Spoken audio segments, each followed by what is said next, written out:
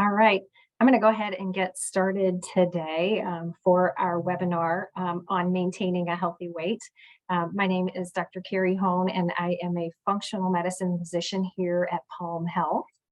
We're going to talk about maintaining a healthy weight. We'll talk about what is a healthy weight, basic lifestyle practices to help you achieve a healthy weight, and then what to do when you get stuck, when you feel like you've tried everything and you just can't lose weight. What do we do next?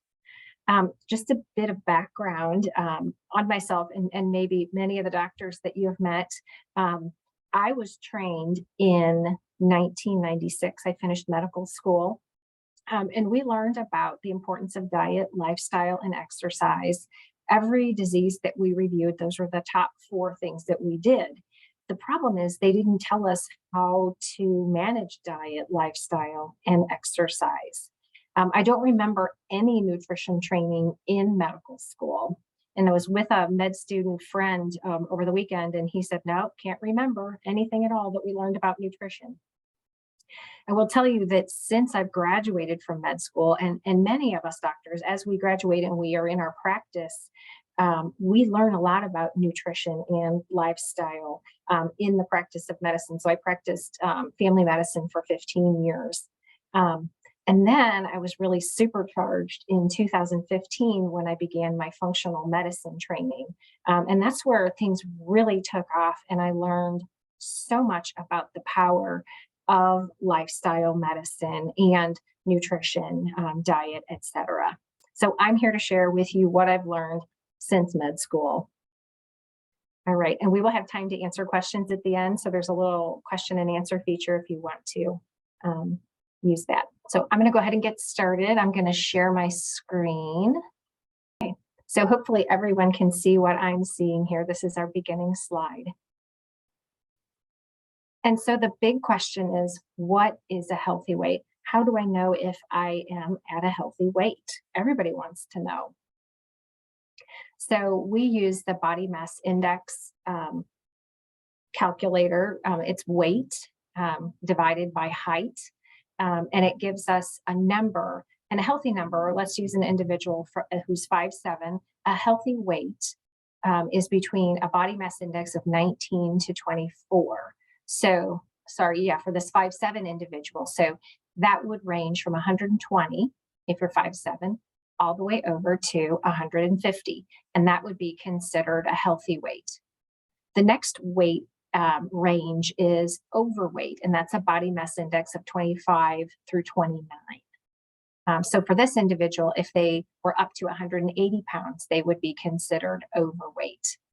And then if we go even further, a body mass index of 30 or greater, that's considered obesity.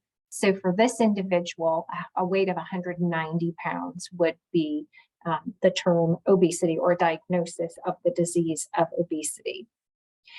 Not everyone is enamored with the body mass index. It gives us kind of one parameter to think about our health and our weight. And it really is our height and our weight. And it's just one way to look at it. It's not the end all be all, but it is the standard that is used by the medical establishment, both in the United States and in the whole world. So BMI is a number you're going to hear, love it or hate it. We here at Palm use the body mass index, but very early on in my functional medicine training, we learned that that wasn't everything. So in addition to the body mass index, we add your waist circumference, your muscle mass. We also look at your fat mass. And these are all contributing factors to help decide if you're at a healthy weight. So just to look at the numbers, the CDC tells us that 36% of American adults have a diagnosis of obesity. So that's about 1/3. The National Institute of Health tells us that 32% of American adults are in the overweight category. So that's 2/3 of adults in the United States who are overweight or who have obesity. The question is, why do we really care about this? I think there is a movement to say, well, this is my weight and this is who I am. And I think some of us have tendencies for higher weights and genetic tendencies for that, but I want to make sure with my patients that everyone is at a healthy weight.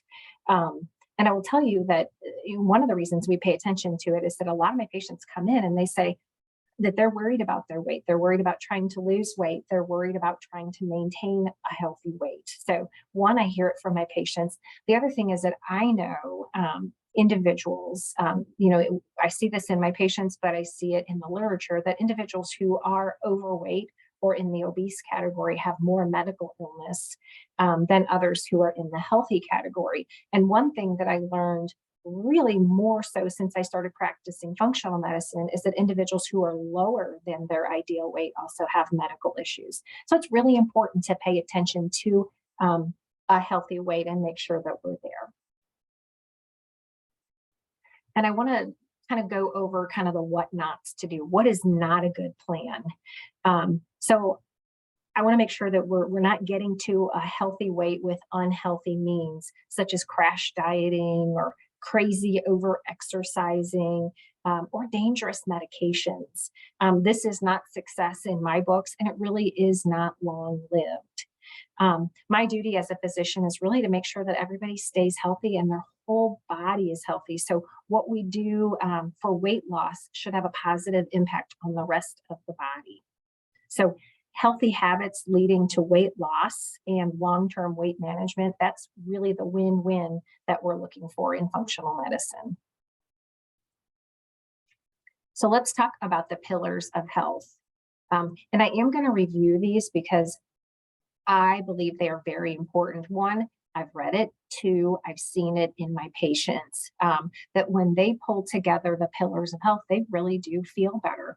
I had a patient who I just literally finished talking at 11:09 with, and she said, I am so much better. I'm not perfect. I'm a little overwhelmed, but I'm so much better by just working with diet, exercise, better sleep, and stress reduction. So those are huge. And I've seen incredible things happen with my patients when they employ these. I will say that I notice some people are good exercisers. They never miss the gym. They always want to work out hard. If I look at a list of the things that they've done at Palm, it's the personal trainer, or they've been to the gym, or they'll tell me, that they're always exercising. I have other patients who aren't so much exercisers, but they're really good at their diet. They make sure they eat healthy foods, organic foods, 3 meals a day. They make sure that they're fasting overnight. And then I have other patients, and I can identify with the first two, more so with the healthy diet people, more so now with the exercise people. I'm getting better at it, but a lot of people are so good at sleep, or they're very good at stress reduction. And so I have patients who say, I need to meditate more. And, I've seen them solve their medical issues with meditation and good quality sleep. So I want to highlight each of these things because I think they're very important. And I want to encourage each of us, whether you have an aversion to one of these areas or whether you're just not good at one of these, to really think about how can we, think about the stereo equalizer and just become a little bit better at each of those areas, because it can go a long way for our health. So we'll start with exercise. So the U.S. Department of Health and Human Services recommends that each adult get 150 minutes of aerobic exercise weekly, done over the course of 3 to 5 days, and at least 10 minutes of exercise at a time, right? So you're aerobic. And by aerobic, we mean that you're panting. You're just breathing hard. So if you go out for a walk, you got to move your arms so that you're breathing harder. If you do that for at least 10 minutes at a time, 150 minutes a week, that's one step that they recommend for better health. The other is twice weekly whole body weightlifting or strength training.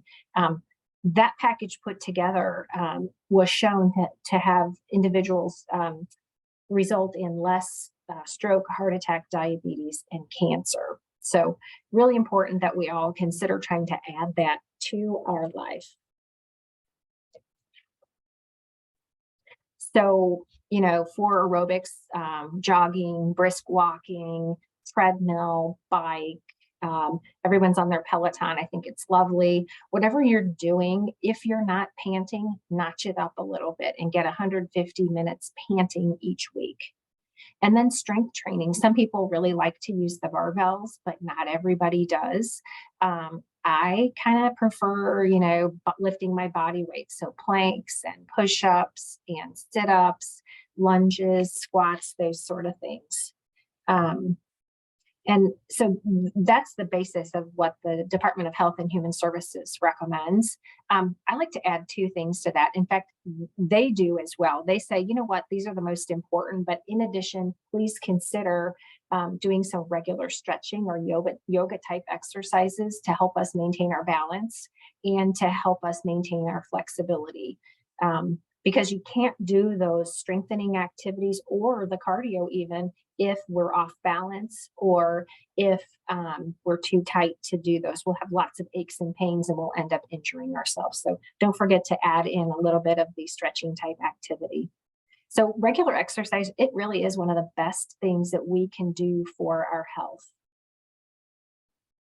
All right, so pro tips. What are some pro tips that I've learned? Honestly, learned a lot of these from my patients and from functional medicine training and personal experience. But I would say, things you can do instead of having coffee with friends on Saturday morning, take that, sit down meeting out for a walk or take your business meeting out for a walk. Walk to an event instead of driving everywhere like we drive to church. Far too often. We live a 10-minute walk away. So we should be walking more often. Not should be, but we could be. We could gain from that. So try to walk whenever possible.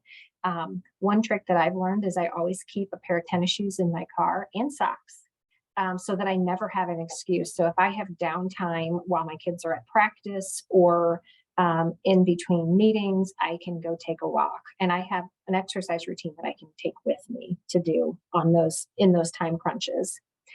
The other thing, when you're planning activities to do with family or friends, think about hiking, biking, canoeing, whatever, something to get out and be active instead of, sitting at home on the couch or being, at the movie theater. And then stay active each day. Park at the back of the parking lot, take the stairs. And one of my patients taught me this, and I think it's really important, is to put exercise on our calendar. If it's just an add-on, should do kind of thing, sometimes it gets missed. So make sure you're putting the exercise on the calendar, just like you would a haircut or any other meeting. Another thing that you can do is see a personal trainer. We do have personal trainers here available at Palm. And I will tell you that I tend to do a walk every evening with my husband. It's a 1.2-mile walk around our park. And I realized that even if I pumped my arms, even if I went up the hill, I wasn't breathing hard. I wasn't getting that aerobic activity.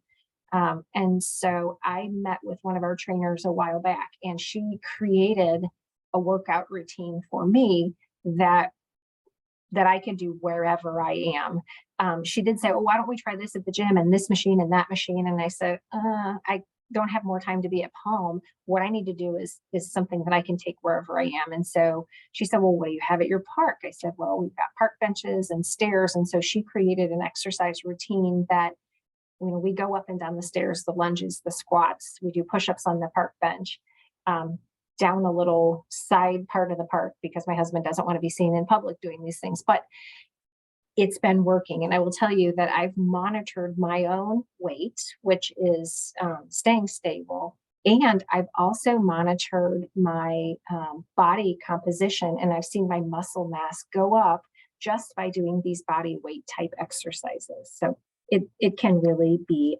beneficial. Be honest with your limitations. If there's something you won't do or not going to do, don't do it. And don't try something too hard. Just start slow and build. And another thing that I've learned, both from the literature and from my patients, is that exercise can be stress reduction. So I have patients who exercise because if they don't, they will be crazy. That's what they tell me. They have to exercise. So there is data in the literature on that in studies, and there's also lots of people that tell me that. So it does reduce our stress. It does increase our quality of sleep, and it improves our energy. And I've had patients who I've talked to, I said, if we could exercise, the energy might come up a little bit. And it seems counterintuitive, but I've had multiple patients over the last year look at me and say, you were right. Absolutely. When I exercised, I did get more energy. All right, let's move on to nutrition. We really are what we eat. It's very, very important. So for individuals who are trying to lose weight, I recommend that they aim for this diet, which I'll bring up. It's a cardiometabolic diet based from the Institute of Functional Medicine. So I tell my patients to try to hit 3 meals every day. And these meals, you want them to have real, whole, healthy, non-processed foods that hopefully are free from antibiotics, hormones, and pesticides, right? We don't want to be bringing in food that's coated with junk. So as much as we can, organic would be ideal. At each one of these meals, I say, think about your plate and like see my face in your plate. And when you see my face, think, now what did Hohn tell me to put on the plate? And this is really just the cardiometabolic diet, which is start with a protein. The size of a deck of cards, meat, fish, or chicken, or beans about the same size, like a cup or a cup and a half of beans. Also, you could put in that protein section of your plate, you could put 3 eggs, you could put 3 tablespoons of nut butter, you could put 20 grams of protein powder, you could put 3 ounces of tofu or cheese. Hit the protein. And I think a lot of patients will say, well, I'm just trying to cut back. I don't want to eat too much. Problem is, when we cut back, we send our body a message, and our body says, oh, they're cutting back, so I'm going to change metabolism. And so it's really hard to fool the body. Plus, we need things like protein. If we don't have protein, we don't make muscles. And if you don't make muscles, you don't burn fat. Excuse me. So we want to make sure that we're hitting protein so that we can grow muscles. And not only that, but protein to have to use to make enzymes in our body to run all of the processes that need to happen. So hit a protein. Beside that protein, try to fill half a plate with veggies each time, and try to have a very wide variety of vegetables on your plate. Also then 1 small serving of fat on the plate. So olive oil, coconut oil, nuts, or seeds. In addition, throughout the day, try to have 2 servings of fresh or frozen colorful fruit, and then 1 or 2 servings of whole grains like brown rice, quinoa, steel-cut oats each day. But really not too much, kind of just a half of a cup, right? And for some folks who are triggered by grains, you can take the grains out of your diet. So bread, rice, pasta, steel oats, you don't have to do those. But if you want to do those, which I do, I love those, I keep about a half a cup once or twice a day in my diet. Also, throughout the day, drink water, about 64 ounces of filtered water. And then at the end of every day after dinner, zip it and just try to go full 12 hours without anything to eat. So, just water, tea, or coffee. Alrighty. Another tip, section of tips I have here is bring your lunch. When you bring your lunch, you tend to make better choices, unless you work at home, and they've got some pretty good lunches here, I must say. But pack your lunch because you know the quality, you know what you're bringing. I typically make a smoothie every day. Actually, I make a double, and hubby takes half and I take half. I put it in a lidded thermos container and I shake it and drink it whenever I'm ready to have it. So that's a great idea for a meal on the run. Avoid drinking calories like soda, juice, and sweet tea. And then look at the label. When you're purchasing things, when you're at the grocery store, just take a look at the label. One of my favorite places to do this is in pasta sauce. And we do a lot of shopping at Aldi, and Aldi, I know right where to go. I know the one I want because it has tomatoes, salt, garlic, and basil. It has 4 ingredients.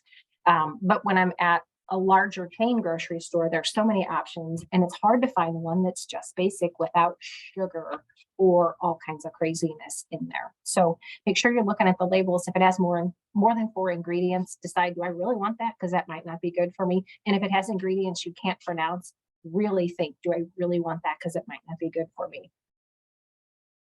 The other thing to think about is alcohol. Alcohol leads to higher calorie intake. 1, because alcohol itself has calories, and 2, because we have increased hunger when we have alcohol. Also, it leads to poor sleep. And then what alcohol does, it's kind of tricky. It makes you feel happy. It lets you be engaged. It raises your dopamine.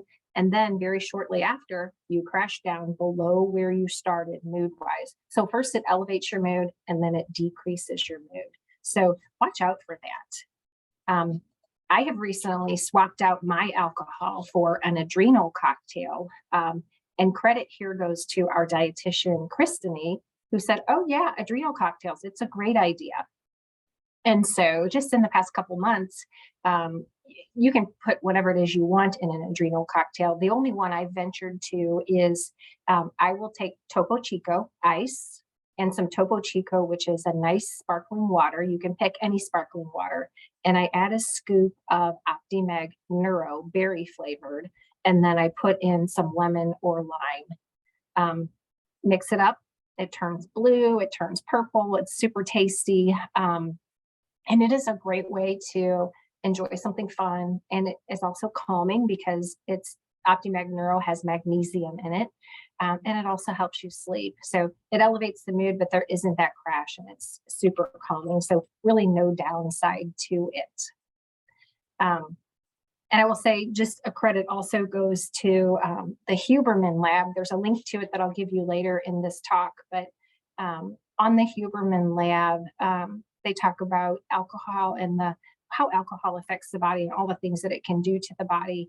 And so I was really impressed by that. And you know, I think we all need to decide what is our relationship with alcohol, whether we broke up with alcohol, whether we never went out with it, whether we only see alcohol occasionally. We all have to decide what our relationship is. Okay, let's talk about sleep. All right, so make sleep a priority in your life. Good sleep restores the body. Try to get about 8 hours of high quality sleep.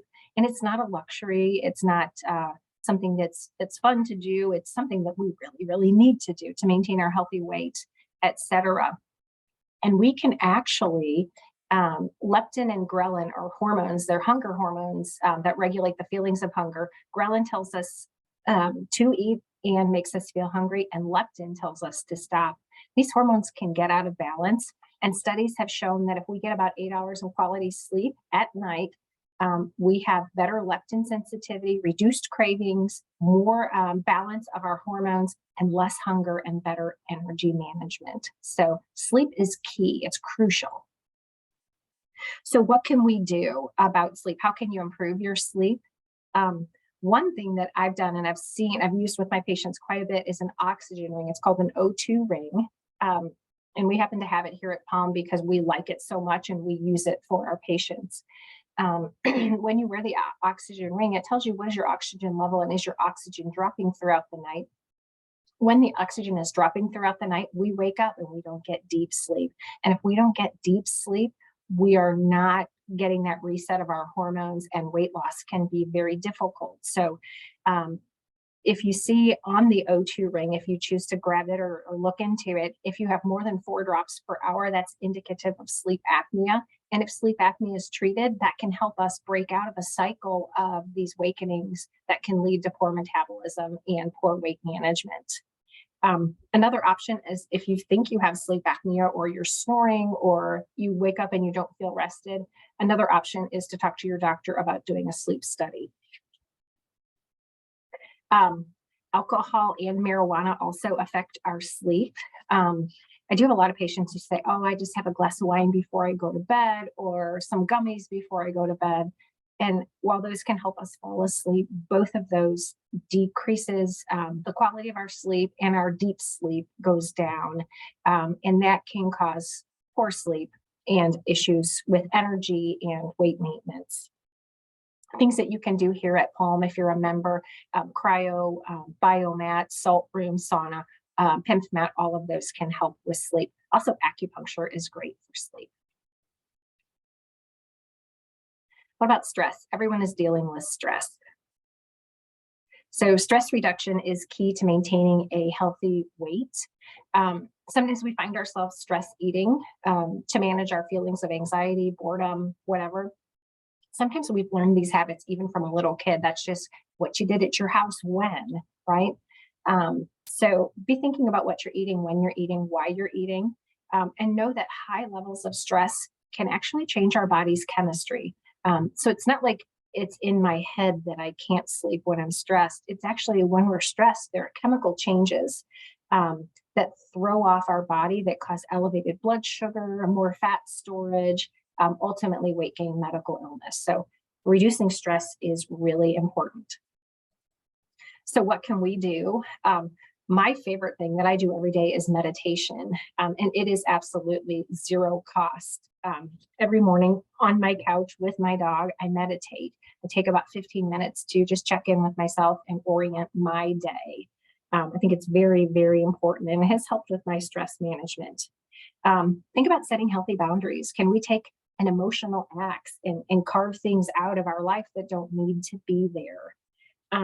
Definitely maintaining social connection. Sometimes when we're stressed, we're working so hard, we're so busy that we don't connect with others, and connecting with others is really important to reducing our stress. It's not a bad idea if you feel that you're really experiencing a lot of stress to meet with a coach or a counselor to help you get to the root of and to help kind of move away from some of these stress patterns and habits in our lives. And maybe even help identify, some deep-seated depression or anxiety that can be treated. Wellness services can help us with stress. So the cryo, the biomet, the sauna, massage, facials, all of those things are great ways to reduce stress. So now what? What if you've done all those things? What do you do next if you're stuck, if you just cannot lose weight? So I happened to be sitting at my boys' baseball game reading my Mizzou alumni journal when I came across this article in my Mizzou alumni journal, and it was Dr. Elizabeth Parks, and she is doing a study. So she's the lead researcher. There is a 5-year study ongoing at Mizzou, University of Missouri Columbia, and 11 other med schools. And she's enrolling people for 9 months, and she identifies people who have had fatty liver disease and are overweight. And she does some laboratory testing and then decides if they belong on a low-fat diet or a low-carbohydrate diet. And she helps them also do exercise and other things her team does. And her patients are losing 8 to 10% of their weight, or about 20 pounds. Go back.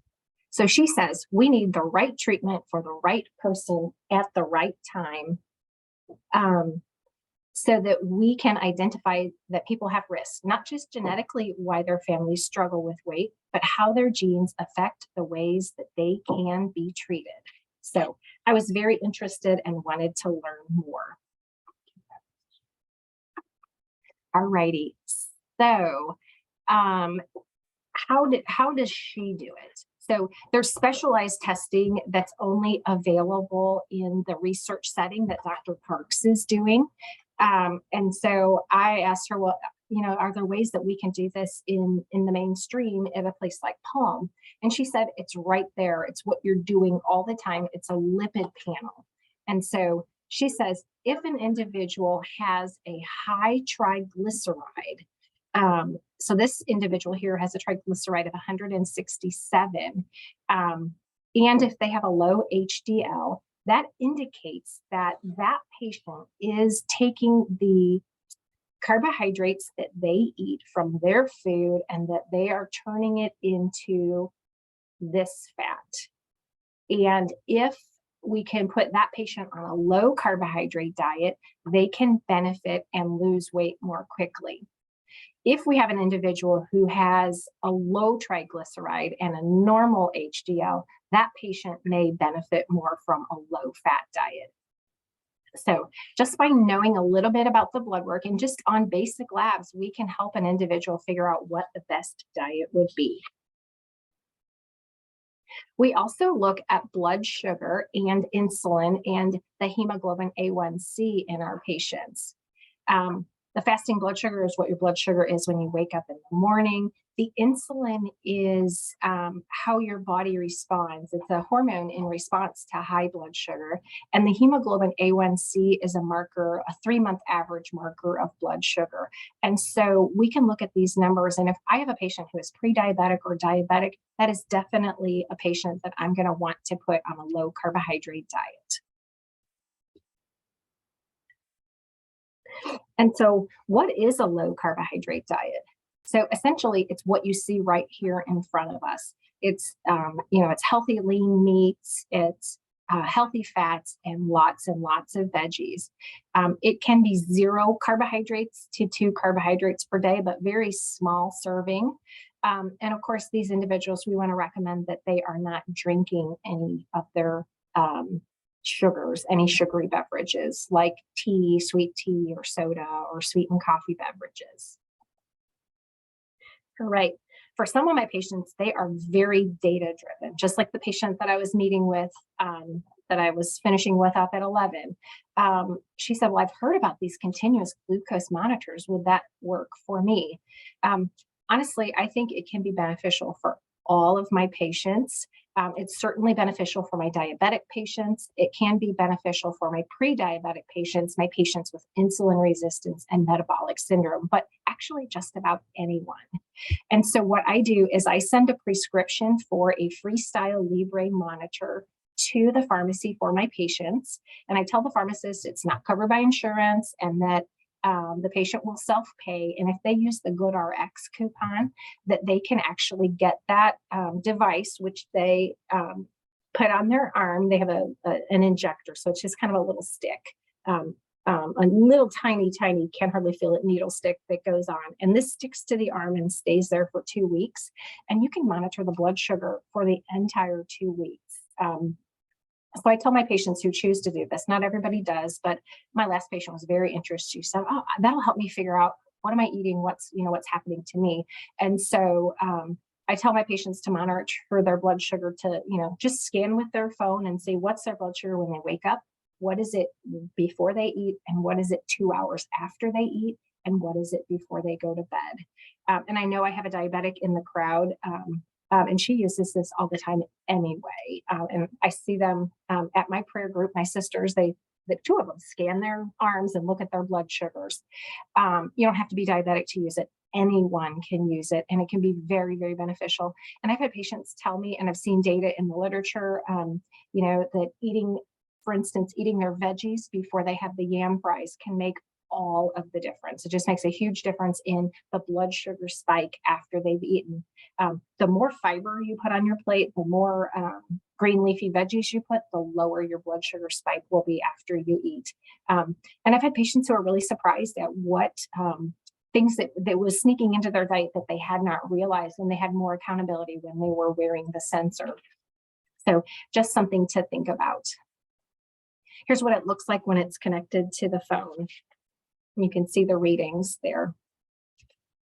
All righty. So I will say, and I almost admit that my understanding in the last 6 months of overweight and obesity has changed, in part to research that's ongoing in the community and the medical community, but because my patients are challenging me, saying, I can't get over this. I can't fix it.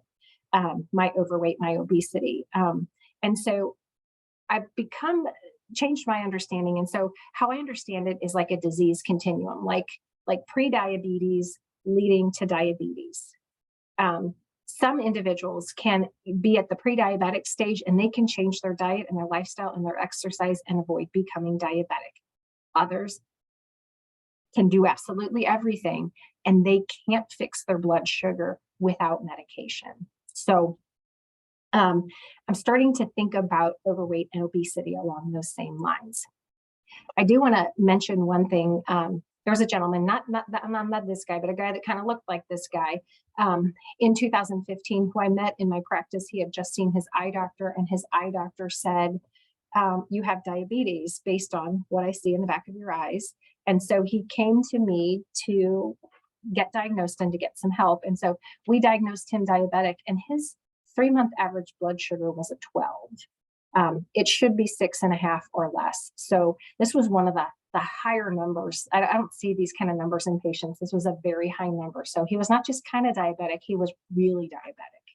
And so I said, at that time, 2015, I had just read an article that my brother gave me, who is also a functional medicine doctor. He said it was by Dr. Mark Hyman, and the article was called Diabesity.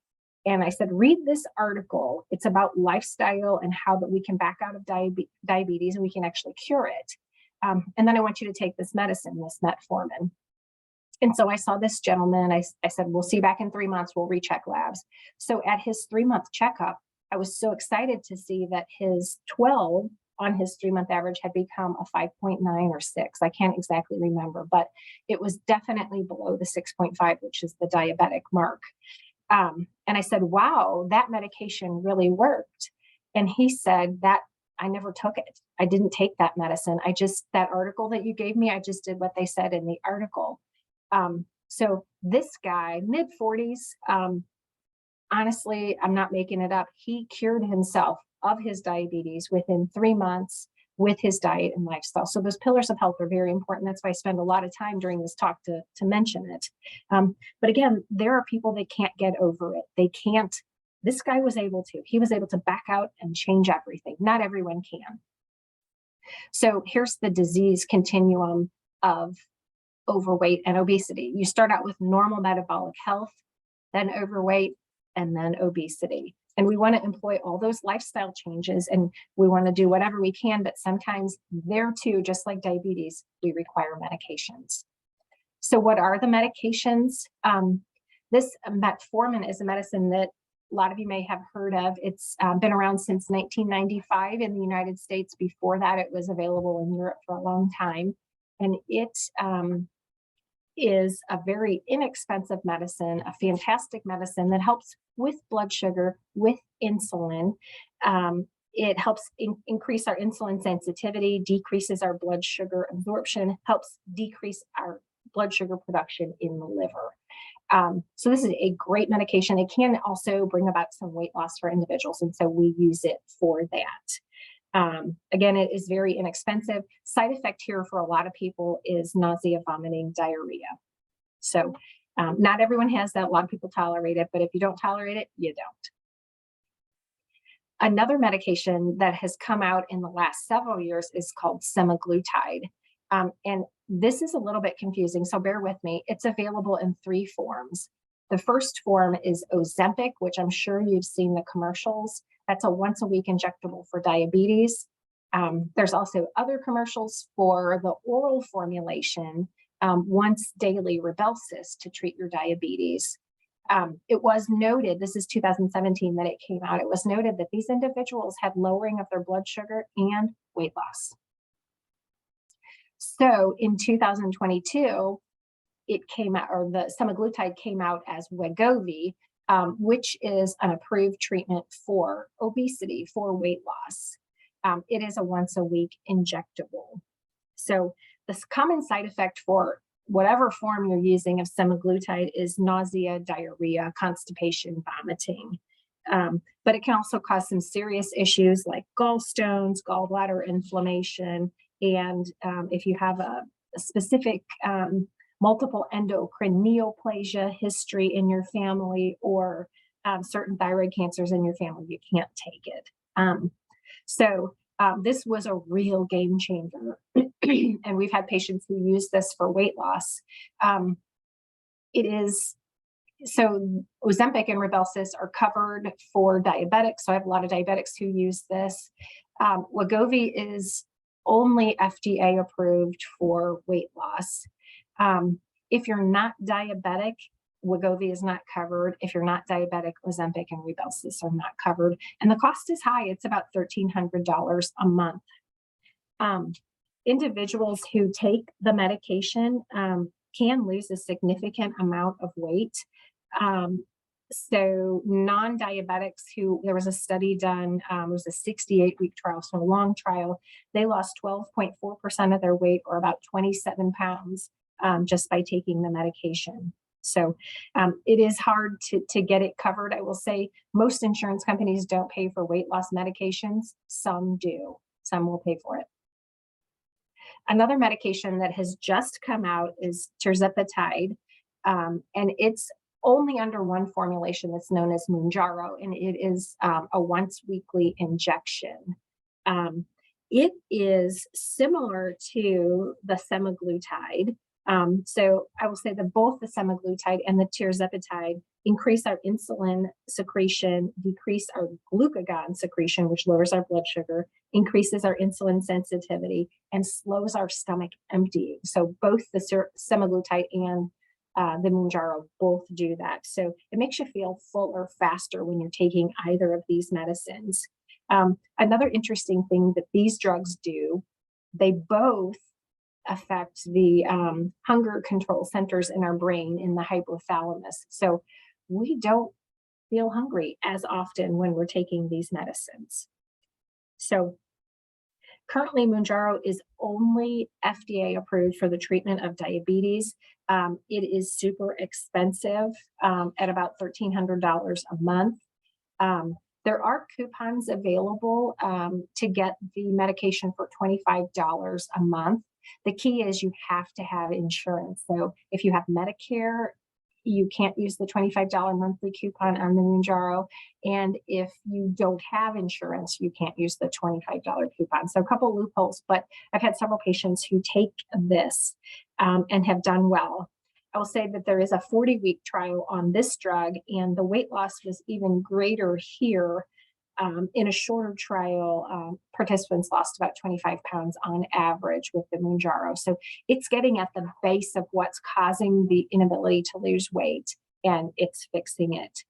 And I do have one patient who I met with last week who is taking the Mounjaro, and she said her first comment was, "I feel great. I feel so much less inflamed. I can walk up the stairs and my joints don't ache." She said, "It's been life-changing to take this medicine." She did say, "I wish I had lost more weight."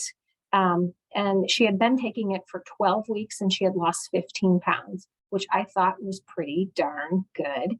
And this is a person who had been trying so hard, who had lost 35 pounds over the last couple of years and was having trouble, still in an obese category, was having trouble losing more weight.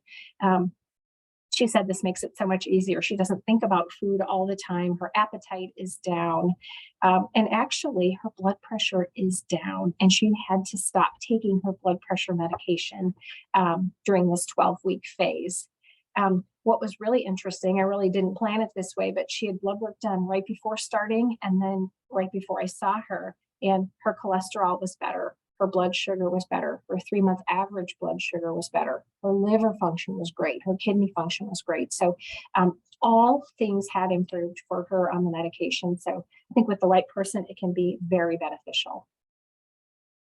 I want to add a note about Akkermansia, which is a bacteria that lives in our gut, and it lives in our gut lining. And what does bacteria have to do with a weight loss talk? There have been rumbling for a long time about how the bacteria in our gut affect our ability to lose weight.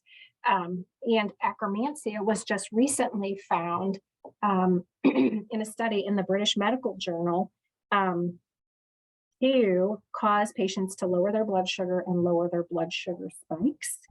And they were shown to have better digestion, decreased sugar cravings, and weight loss.